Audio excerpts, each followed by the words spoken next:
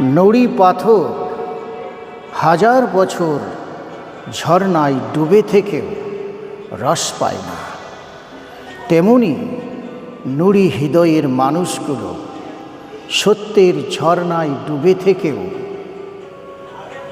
অন্তরটা রাখে নুড়ির মতো শুষ্ক, মরুবালির মতো তৃষ্ণার্ত, গভীর রাতের মতো নিঝু। এই মানুষগুলোর চোখ আছে কিন্তু তা দিয়ে দেখে না, কান আছে কিন্তু তা দিয়ে শোনে না, অন্তর আছে কিন্তু তা দিয়ে উপলব্ধি করে না। এরাই প্রকৃত অন্ধ, এরাই বধির, এরাই বোবা, যারা বোঝে না, যারা গাফেল।